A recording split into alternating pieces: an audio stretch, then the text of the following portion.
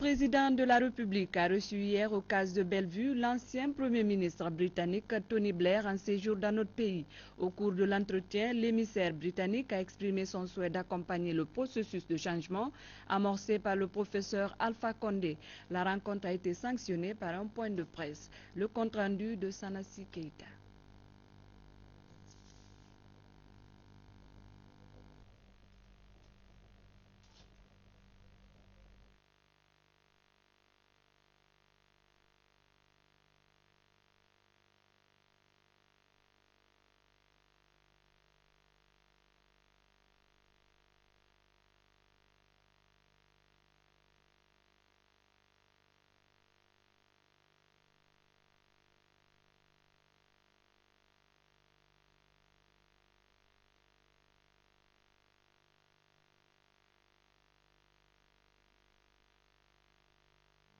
La Guinée reprend peu à peu toute sa place au sein de la communauté internationale et du monde des investisseurs.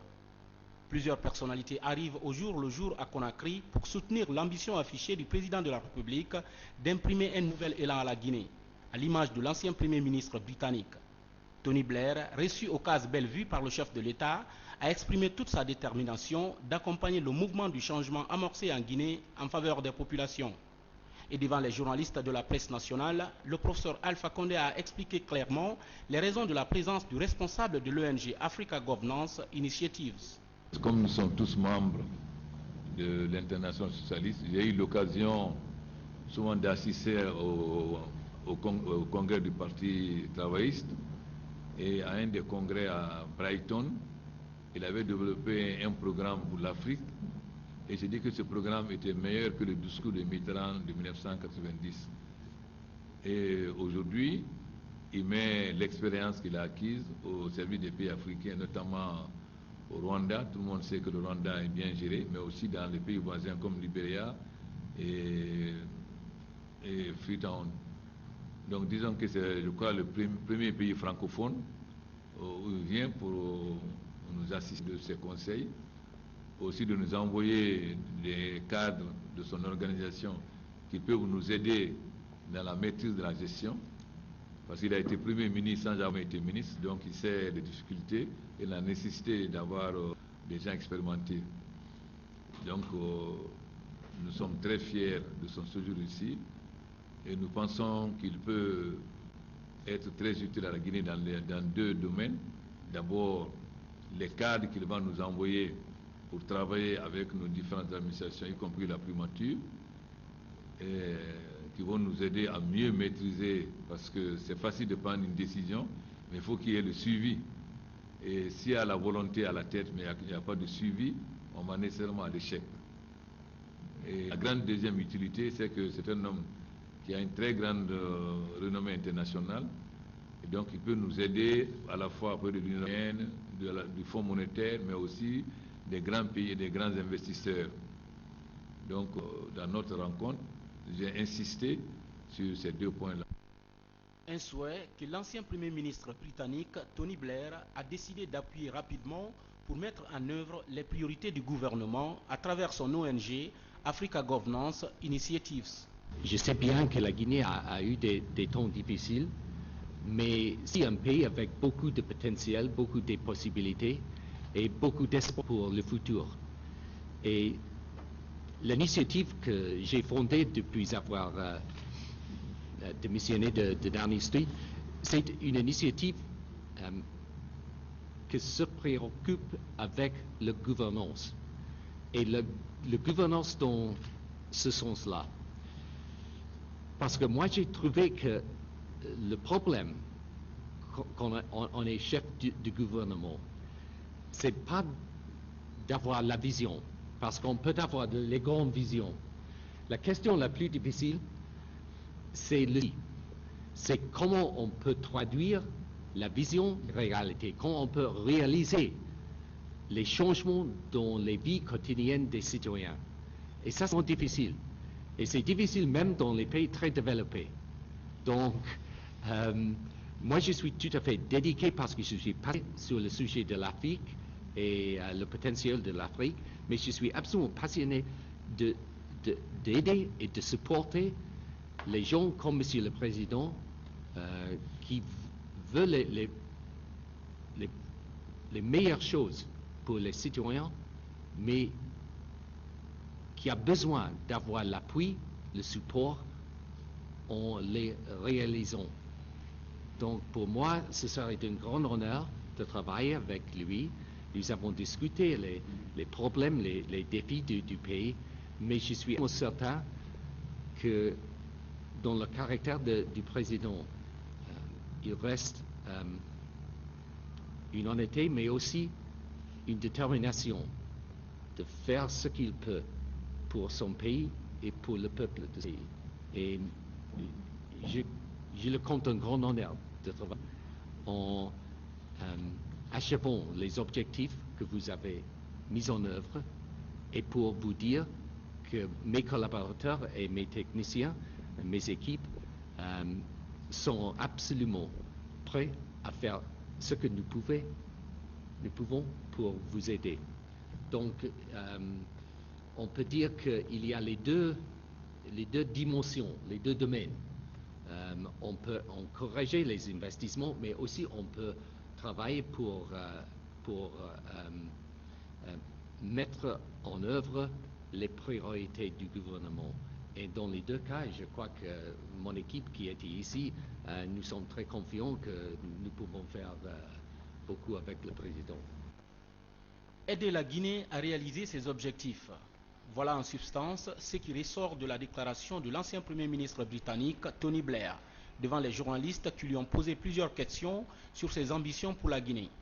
Mais pour concrétiser tout cela, le président Alpha Condé appelle les Guinéens à se départir des mauvaises habitudes tout en changeant de mentalité. Le Premier ministre Tony Blair, et nous espérons que sa présence ici donnera plus confiance au cadre guinéen, ce qui montre qu'aujourd'hui, la Guinée, il y a une vision du monde sur la Guinée, il y a une volonté de nous aider, mais comme on dit, quand quelqu'un te lave le dos, il faut te laver le ventre. Donc il faut que les Guinéens sachent aussi que quelle que soit la bonne volonté des gens de nous aider, c'est nous qui devons faire d'abord l'effort essentiel. Et plus nous faisons l'effort essentiel, plus nous encourageons les gens à nous aider. Or, vous savez très bien qu'en Guinée, nous avons besoin de beaucoup de changements. Non seulement le changement sur le plan matériel, le changement de la vie, mais le plus difficile, le changement de comportement et le changement de mentalité. Donc si les Guinéens veulent tirer tous les bénéfices que des pays amis ou des amis doivent nous apporter, il faut que chaque Guinéen se remette en cause réellement et qu'il accepte le changement dans son comportement et surtout dans sa tête. Ce qui est très difficile. Il vous a dit qu'on peut avoir une vision, on peut avoir de bonnes idées, mais s'il n'y a pas de suivi, c'est-à-dire si l'administration ne suit pas, il est très difficile de réussir. Il ne suffit pas d'avoir un président qui a une vision, qui a une volonté, mais il faudrait-il qu'il y ait un suivi jusqu'à la base. Donc j'espère que le passage du Premier ministre vous aidera au moins à prendre conscience de cette nécessité que chacun de nous doit se transformer, chacun de nous doit changer ses habitudes et surtout faire une sorte de reconversion mentale afin que nous soyons en mesure de rattraper en 5 ans notre retard de 50 ans. Mais cela dépend de chacun de nous, surtout de la transformation mentale de chacun de nous. Eux, ils peuvent nous apporter des conseils, ils peuvent nous apporter la technologie, ils peuvent nous aider à avancer, mais ce n'est pas eux qui vont changer notre mentalité, c'est nous qui devons changer notre mentalité en mettant le travail comme valeur essentielle et la bonne gestion et la lutte contre la corruption. Avec cette implication du patron de l'ONG Africa Governance Initiatives auprès du professeur Alpha Condé, l'espoir est donc permis pour la Guinée de se redresser après plusieurs années de souffrance. Restons toujours dans les couloirs de la présidence de la République pour parler de l'audience que le professeur Alpha Condé a accordée au ministre ambassadeur sud-coréen chargé de l'énergie au ministère des Affaires étrangères. Le diplomate sud-coréen est accompagné d'une forte délégation d'investisseurs. Cette mission est venue étudier les possibilités d'investissement en Guinée. Sanassi Keita. La Corée du Sud veut également jouer sa partition dans le développement socio-économique de la Guinée en s'investissant dans les domaines de la santé, de l'énergie de l'agriculture, des mines ainsi que des infrastructures routières et ferroviaires. Cette présence donc du ministre ambassadeur sud-coréen chargé de l'énergie au ministère des Affaires étrangères en compagnie de plusieurs investisseurs de son pays auprès du président de la République en est une parfaite illustration. 여러 가지 사안에 대해서 얘기를 했는데 양국 간의 협력 강화 방안에 대해서 구체적으로 얘기를 했습니다. 그래서 nous avons parlé beaucoup de choses et surtout nous avons parlé des moyens de coopération plus efficaces, qui peuvent être plus concrets. Et je pense que je vais de retour en Corée organiser un forum d'investissement où je vais faire venir une délégation guinéenne. Nous n'avons pas pour le moment des projets concrets. Là, ma visite aujourd'hui, c'est d'explorer, de voir l'état actuel de notre coopération bilatérale et d'augmenter notre compréhension mutuelle. Mais je vois qu'il y a déjà des entreprises sud-coréennes qui font leurs activités en Guinée. Donc c'est quelque chose qui va s'effectuer au niveau privé. Le président a posé certains projets, l'agriculture, maison sociale, l'eau, l'électricité. Et il y a au moins 4-5 ministres guinéens qui doivent venir à Corée.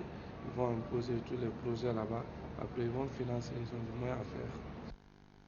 Ce partenariat avec la Corée du Sud est de bon augure, car à coup sûr, il permettra d'insuffler une nouvelle dynamique dans l'exploitation des immenses ressources agropastorales et minières dont dispose le château d'eau de l'Afrique occidentale.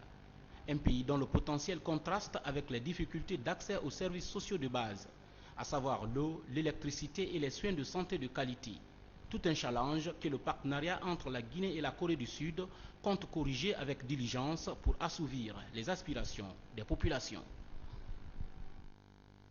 En marge de la conférence internationale sur le VIH-Sida tenue récemment à New York, la première dame de la République a rencontré des responsables des institutions internationales et certaines de ses homologues.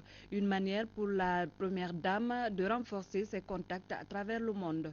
Reportage Adama Magasuba. Cette rencontre de haut niveau s'est tenue sous l'égide des Nations Unies. Une rencontre qui a nécessité la mobilisation des firmes pharmaceutiques intervenant dans la lutte contre la pandémie, ce qui est perçu comme un apport primordial pour l'éradication du fléau. Toute chose qui n'est possible que par la mobilisation des fonds. Selon la résolution des Nations Unies, l'élimination de la transmission mère-enfant doit être au cœur des préoccupations d'ici 2015. Au final, l'accès à un vaccin sera idéal, seule manière de barrer le chemin à ce maudit virus.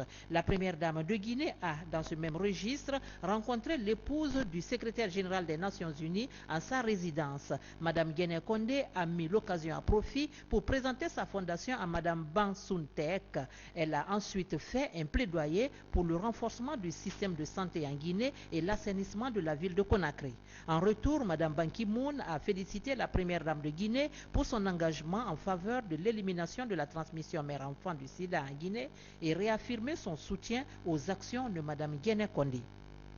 Madame Antoinette Sassou Nguesso, première dame du Congo-Brazzaville, a aussi rencontré son homologue de Guinée. Les deux premières dames ont évoqué le lien séculaire entre la Guinée et le Congo-Brazzaville. Elles ont également discuté sur les organisations des premières dames à l'échelle africaine, dont l'OPDAS et la synergie africaine de lutte contre le sida et les souffrances. Madame Guéné Condé et Madame Antoinette Sassou Nguesso ont émis le vœu de voir la fusion de ces deux organisations. Elles ont aussi parlé des préparatifs du sommet de l'Union africaine qui se tiendra très bientôt à Malabo, en Guinée équatoriale. Le représentant permanent de Rule Black Malaria auprès des Nations Unies a, au cours de cette visite de travail de Madame Guéné Condé à New York, rencontré la première dame. Hervé Verocel a fait succinctement une présentation de son organisation qui œuvre dans la lutte contre le paludisme dans le monde, dont les victimes sont pour la plupart les femmes et les enfants de moins de 5 ans. Là, Mme Guéné Condé a plaidé surtout pour l'assainissement et la distribution de moustiquaires imprégnés. Hervé Verocel a promis d'apporter une aide à la Guinée dans le cadre de la lutte contre le paludisme. Dans le cadre de la dynamisation des relations d'amitié entre le peuple nigérien et guinéen, Mme Issoufou Mahamadou Aïssata, première dame du Niger, a été reçue en audience par la première dame de Guinée. Je suis très